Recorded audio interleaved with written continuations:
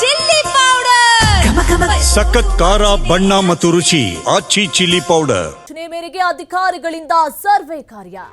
ತಮಿಳು ಕಾಲೋನಿಯ ಸುಮಾರು 380 ಮನೆಗಳ ಸರ್ವೆ ಕಾರ್ಯ. ಪೊಲೀಸರ ಭದ್ರತೆಯಲ್ಲಿ ಸ್ಲಂಬೋರ್ನಿಂದ ಸರ್ವೆ ಕಾರ್ಯ ಆಗಿದೆ. ಸರ್ವೆ ಕಾರ್ಯದ ವೇಳೆ ಕುಟುಂಬದ ಸದಸ್ಯರ ಆಧಾರ್ ಕಾರ್ಡ್ ಆಗಿರಬಹುದು, ರೇಷನ್ ಕಾರ್ಡ್ ಹಾಗೆಯೇ ವೋಟರ್ ಐಡಿಯ ಮಾಹಿತಿಗಳನ್ನ ಸಂಗ್ರಹ ಮಾಡಿಕೊಂಡಿದ್ದಾರೆ. ಯಾವಾಗ ದಾಖಲೆ ಕೇಳ್ತಾ ಇದ್ದಂತೆ ಅಧಿಕಾರಿಗಳ ವಿರುದ್ಧ ನಿವಾಸಿಗಳು ವಾಗ್ದಾಳಿಯನ್ನ ಮಾಡಿದ್ದಾರೆ. ಎಲ್ಲವೂ ಕೂಡ ಸರ್ವೆ ಮಾಡಬೇಕು ಅಂತ ಹೇಳಿದ್ರೆ ಅವರ personal details, Aadhaar card, voter ID ಎಲ್ಲವೂ ಕೂಡ ಬೇಕಾಗುತ್ತೆ. ಹಾಗೆಯೇ ಸರ್ವೆ ಮಾಡುವಂತಹ ಸಂದರ್ಭದಲ್ಲಿ ಎಲ್ಲ ದಾಖಲೆಗಳನ್ನ ಕೇಳಿದಾಗ ಅಲ್ಲಿನ ನಿವಾಸಿಗಳೇ ಅಧಿಕಾರಿಗಳ ವಿರುದ್ಧ ಗರಂ ಆಗಿ ಹೋಗಿದ್ದಾರೆ. ಕೆಲವರು ಅಧಿಕಾರಿಗಳಿಗೆ ಮಾಹಿತಿಯನ್ನ ಕೊಡಲು ನಕಾರ ಮಾಡಿದ್ದಾರೆ. ಯಾಕೆ ಕೊಡಬೇಕು ನಿಮಗೆ, ನೀವು ಮಾಹಿತಿಯನ್ನ ಕೇಳಿದ ತಕ್ಷಣ ಯಾತಕ್ಕೋಸ್ಕರ ಕೊಡಬೇಕು ಅಂತ ಹೇಳಿ ನಕಾರ ಕೂಡ ಮಾಡಿದ್ದಾರೆ. ಇನ್ನು ಬಹುತೇಕರು ಮನೆಗೆ ಬೇಗ ಹಾಕಿ ಸ್ಥಳದಿಂದ ಎಸ್ಕೇಪ್ ಆಗಿದ್ದಾರೆ. ಯಾವಾಗ ಅಧಿಕಾರಿಗಳು ಸರ್ವೆ ಮಾಡೋದಕ್ಕೆ ಬರ್ತಾರೆ ಅನ್ನುವಂತಹ ಮಾಹಿತಿ ಸಿಕ್ತೋ ಆಗ ಅಲ್ಲಿನ ನಿವಾಸಿ ತಕರಾರು ಮಾಡೋದಕ್ಕೆ ಶುರು ಮಾಡಿದರೆ, ಕೆಲವರು ಮಾಹಿತಿಯನ್ನು ಕೊಡೋದಕ್ಕೆ ಆಗಲ್ಲ ಅಂತ ಹೇಳಿದರೆ, ಇನ್ನೂ ಕೆಲವರು ಮನೆಗೆ ಬೀಗ ಹಾಕಿನೇ ಆಚೆ ಹೋಗಿದ್ದಾರೆ. ನಿವಾಸಿಗಳ ನಡತೆಯಿಂದ ಅಧಿಕಾರಿಗಳಲ್ಲಿ ಒಂದು ಸಂಶಯ ಮೂಡ್ತಾ ಇದೆ. ಯಾತಕ್ಕೋಸ್ಕರ ಹೀಗೆ ಮಾಡ್ತಾ ಇದ್ದಾರೆ ಅನ್ನುವಂಥ ಒಂದು ಅನುಮಾನ ಕೂಡ ಮೂಡ್ತಾ ಇದೆ. ಜಿಲ್ಲಾಸ್ಪತ್ರೆ ಜಾಗದಲ್ಲಿ ಅನಧಿಕೃತವಾಗಿ ನಿರ್ಮಾಣ ಆಗಿರುವಂತಹ ಸ್ಲಮ್ ಅದು ನೋಡಿ. ಅನಧಿಕೃತವಾಗಿ ನಿರ್ಮಾಣ ಆಗಿರುವಂತಹ ಸ್ಲಮ್ಮು ಅವರಿಗೊಂದು ಕಡೆ ಭಯ ಬಿದ್ದಿರಬೇಕು. ಯಾಕಂತ ಹೇಳಿದ್ರೆ ಕೋಗಿಲು ಕ್ರಾಸ್ನಲ್ಲಿ ನಡೆದಂತಹ ಘಟನೆ ಇಡೀ ರಾಜ್ಯಾದ್ಯಂತ ದೇಶಾದ್ಯಂತನೇ ಸುದ್ದಿ ಮಾಡಿತ್ತು. ಇದು ಕೂಡ ಅಕ್ರಮವಾಗಿ ಮನೆಯನ್ನ ನಿರ್ಮಾಣ ಮಾಡ್ಕೊಂಡಿದ್ದಾರೆ ಎನ್ನುವಂಥ ಮಾಹಿತಿ ಕೂಡ ಬರ್ತಾ ಇದೆ. ಅದೇ ಬಿಸಿ ಈಗ ತಟ್ಟಿರಬಹುದು. ಬಹುಶಃ ಅದಕ್ಕೋಸ್ಕರ ಮಾಹಿತಿ ಕೊಡೋದಕ್ಕೆ ನಕಾರ ಮಾಡ್ತಾ ಇದ್ದಾರೆ, ಹಿಂದೇಟನ್ನ ಹಾಕ್ತಾ ಇದ್ದಾರೆ ಅನ್ನುವಂಥ ಪ್ರಶ್ನೆ ಕೂಡ ಮೂಡ್ತಾ ಇರುವಂಥದ್ದು. ಆಧಾರ್ ಕಾರ್ಡ್ ಆಗಿರ್ಬೋದು, ವೋಟರ್ ಐಡಿ ಆಗಿರ್ಬೋದು, ಎಲ್ಲ ಡೀಟೇಲ್ಸ್ ಅನ್ನ ಕೇಳಿದ್ದಾರೆ. ಕೆಲವರು ಕೊಟ್ಟಿದ್ದಾರೆ, ಇಲ್ಲ ಅಂತಲ್ಲ. ಇನ್ನು ಕೆಲವರು ಯಾತಕ್ಕೋಸ್ಕರ ಕೊಡಬೇಕು ಅಂತ ಹೇಳಿ ಅಧಿಕಾರಿಗಳ ವಿರುದ್ಧನೇ ಚಟಾಪಟಿಗೆ ಶುರು ಹಚ್ಕೊಂಡ್ರು. ಇನ್ನೂ ಕೆಲವರು ಮನೆಗೆ ಬೀಗ ಹಾಕಿ ಆಚೆ ಹೋಗಿದ್ದಾರೆ. ಕುರಿಮರಿಗೆ ಎಲ್ಲ ಮನೆ ನಂಬರ್ ಕೊಟ್ಟಿದೀವಿ. ಮನೆ ನಂಬರ್ ಸರ್, ಈಗ ನಾವು ಚರ್ಚೆ ಮಾಡ್ಬೋದು ಸರ್. ಕಂಪ್ಲೀಟ್ ಮಾಡ್ಕೊಡ್ತೀವಿ. ಗೊತ್ತಾಯ್ತು ಸರ್. ನಿಮ್ಮ ಪಟ್ಟಿಯಲ್ಲಿ ಏನೈತೆ ಅದನ್ನ ತಗೊಳ್ಳಿ. 575 ಮಾಡಿದೀವಿ. ನಾವು ಇನ್ನ 50 ತಗೋತೀವಿ ಅಂತ ರೋಡಲ್ಲಿ ಹೋಗೋರು ತಗೊಬಿಟ್ರೆ ಇದಕ್ಕೆ ಸೇರ್ಸೋದು ನನ್ನ ಮನೆ ಎಲ್ಲಿ ಹೋಗೋದು, ಎಲ್ಲಿ ಹೋಗೋದ ಅಂತ ಹೇಳಿ ನೀವ್ ಹೇಳೋದು ಹಂಗೆ ನಮ್ ಕೆಲಸ ಮುಗಿಸ್ಕೊ ಹೋಯ್ತೀನಿ. 401 ಮನೆ ನಂಬರ್ ಏನ್ ಹೆಸರಾಯ್ತು ಓದಿ. ಇದಕ್ಕೆ ಸಂಬಂಧಪಟ್ಟಂತೆ ಮಾಹಿತಿಯನ್ನ ಕೊಡ್ತಾರೆ ಶಶಿಕುಮಾರ್. ನೋಡಿಗ ತಮಿಳು ಕಾಲೋನಿಯ ಸುಮಾರು 380 ಮನೆಗಳ ಸರ್ವೆ ಕಾರ್ಯವನ್ನ ಮಾಡ್ತಾ ಇದ್ದಾರೆ. ಆದ್ರೆ ಕೆಲವರು ನಿವಾಸಿಗಳು ಆಗಲ್ಲ, ಯಾತಕ್ಕೋಸ್ಕರ ಕೊಡಬೇಕು ಅಂತ ಹೇಳಿ ಒಂದು ಕಡೆ ಅಧಿಕಾರಿಗಳ ವಿರುದ್ಧವೇ ಜಟಾಪಟಿಗೆ ನಿಂತಿದ್ದಾರೆ. ಇನ್ನೂ ಕೆಲವರು ಮನೆಗೆ ಬೀಗ ಹಾಕಿ ಆಚೆ ಹೋಗಿದ್ದಾರೆ. ಯಾಕೆ ಅನಧಿಕೃತವಾಗಿ ಕಟ್ಕೊಂಡಂತಹ ಮನೆಗಳ ಏನು ಸ್ಟೋರಿ ಇದು?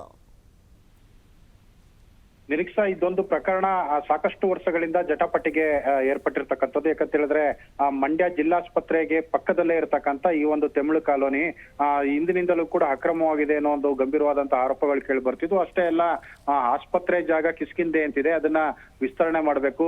ಏನು ಸಾಕಷ್ಟು ಒಂದು ಬೇರೆ ಬೇರೆ ಘಟಕಗಳನ್ನ ಆರಂಭ ಮಾಡ್ಲಿಕ್ಕೆ, ಅಂದ್ರೆ ಟ್ರಾಮಾ ಕೇರ್ ಸೆಂಟರ್ ಇರ್ಬೋದು, ಹೀಗೆ ವಿವಿಧ ಘಟಕಗಳನ್ನ ಸೂಪರ್ ಸ್ಪೆಷಾಲಿಟಿ ಆಸ್ಪತ್ರೆಗೂ ಕೂಡ ಜಿಲ್ಲಾಸ್ಪತ್ರೆ ಆವರಣಕ್ಕೆ ಮಾಡಬೇಕು ಅಂತೇಳಿ ಅನುದಾನಗಳು ಬಂದಿದ್ರು ಕೂಡ ಅದನ್ನ ಸದ್ಬಳಕೆ ಮಾಡ್ಕೊಳ್ಳಿಕ್ಕೆ ಜಾಗದ ಕೊರತೆ ಇದೆ ಅಂತೇಳಿ ಪ್ರತಿ ಬಾರಿಯೂ ಕೂಡ, ಪ್ರತಿ ವರ್ಷವೂ ಕೂಡ ಅದನ್ನ ಸ್ಲೋ ಮಾಡ್ತಾ ಇದ್ರು. ಅಂದ್ರೆ ನಿಧಾನಗತಿನಲ್ಲಿ ಆ ಕಾಮಗಾರಿನ ಮಾಡ್ತಾನೆ ಇರ್ಲಿಲ್ಲ, ಅದಕ್ಕೆ ಅನುದಾನ ಕೂಡ ಬಳಸ್ಕೋತಾ ಇರ್ಲಿಲ್ಲ.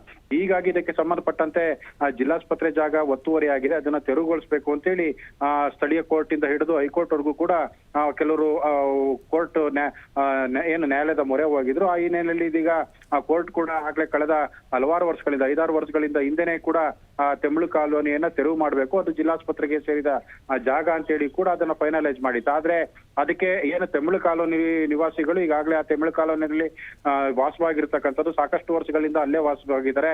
ಅದು ಮಂಡ್ಯದ ಹೃದಯ ಭಾಗದಲ್ಲಿದೆ.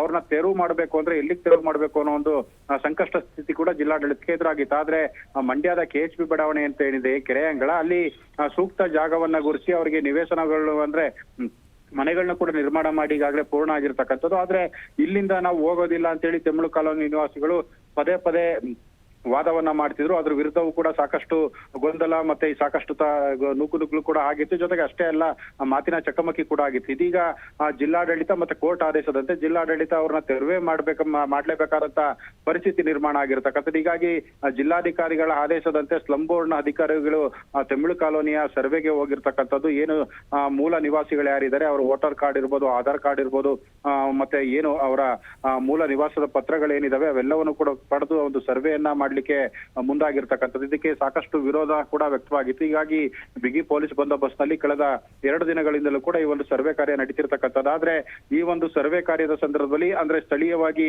ಏನು ವಾಸವಾಗಿದ್ದಾರೆ ಅವ್ರು ಯಾರು ಕೂಡ ಸಾಕಷ್ಟು ಮಂದಿ ತಮ್ಮ ಮೂಲ ದಾಖಲೆಗಳನ್ನ ಅಂದ್ರೆ ಆಧಾರ್ ಕಾರ್ಡ್ ಇರ್ಬೋದು, ವೋಟರ್ ಐಡಿ ಇರ್ಬೋದು ಅಥವಾ ಮೂಲ ವಾಸ ದೃಢೀಕರಣ ಪತ್ರಗಳನ್ನ ಕೊಡ್ಲಿಕ್ಕೆ ನಕಾರವನ್ನ ಮಾಡ್ತಿರ್ತಕ್ಕಂಥ ನಾವು ಕೆಲಸದಲ್ಲಿದ್ದೇವೆ ಅಂತೇಳಿ ಮನೆಗೆ ಬೀಗ ಹಾಕಿ ಹೋಗುವಂತದ್ದು ಅಥವಾ ನೇರವಾಗಿ ಅಧಿಕಾರಿಗಳನ್ನ ವಿರೋಧಿಸಿ ಅದಕ್ಕೆ ಆಕ್ಷೇಪವನ್ನ ವ್ಯಕ್ತಪಡಿಸುವಂತ ಕೆಲಸ ಕೂಡ ನಿರಂತರವಾಗಿ ಆಗ್ತಾ ಇರ್ತಕ್ಕಂಥದ್ದು. ಹೀಗಾಗಿ ಜಿಲ್ಲಾಡಳಿತ ಮತ್ತೆ ಸ್ಲಂ ಬೋರ್ಡ್ನವರು ಯಾವ ರೀತಿ ಈ ಒಂದು ಸ್ಥಳೀಯ ಜನರನ್ನ ತಮಿಳು ಕಾಲೋನಿ ನಿವಾಸಿಗಳನ್ನ ಮನವೊಲಿಸಿ ಅವ್ರನ್ನ ಶಿಫ್ಟ್ ಮಾಡ್ತಾರೆ, ಅವ್ರನ್ನ ತೆರವು ಮಾಡ್ತಾರೆ ಅನ್ನೋದು ಸಾಕಷ್ಟು ಕುತೂಹಲಕ್ಕೂ ಕೂಡ ಕಾರಣವಾಗಿರ್ತಕ್ಕಂಥದ್ದು. ಯಾಕಂದ್ರೆ ಸಾಕಷ್ಟು ಬಾರಿ ಕಂಟೆಂಪ್ಟ್ ಆಗಿದ್ರು ಕೂಡ ಈ ಒಂದು ಪ್ರಕರಣವನ್ನ ಬೇರಿಸ್ಲಿಕ್ಕೆ ಅಂದ್ರೆ ಇತ್ಯರ್ಥಪಡಿಸಲಿಕ್ಕೆ ಜಿಲ್ಲಾಡಳಿತ ಮತ್ತೆ ಸ್ಥಳೀಯ ಜನಪ್ರತಿನಿಧಿಗಳು ಸಾಕಷ್ಟು ಪ್ರಯತ್ನ ಮಾಡಿದ್ರು ಕೂಡ ಸ್ಥಳೀಯರು ಒಪ್ಪಿರ್ಲಿಲ್ಲ. ಹೀಗಾಗಿ ಈ ಬಾರಿ ತೆರವು ಮಾಡ್ಲೇಬೇಕಾದಂತ ಅನಿವಾರ್ಯತೆ ಇರ್ತಕ್ಕಂಥ ಹಿನ್ನೆಲೆಯಲ್ಲಿ ಸರ್ವೆಯನ್ನ ಮಾಡಿ ಅವ್ರನ್ನ ಬೇರೆಡೆಗೆ ಶಿಫ್ಟ್ ಮಾಡ್ಲಿಕ್ಕೆ ಈಗ ಮುಂದಾಗ್ತಾ ಇರ್ತಕ್ಕಂಥದ್ದು ನಿರೀಕ್ಷಾ.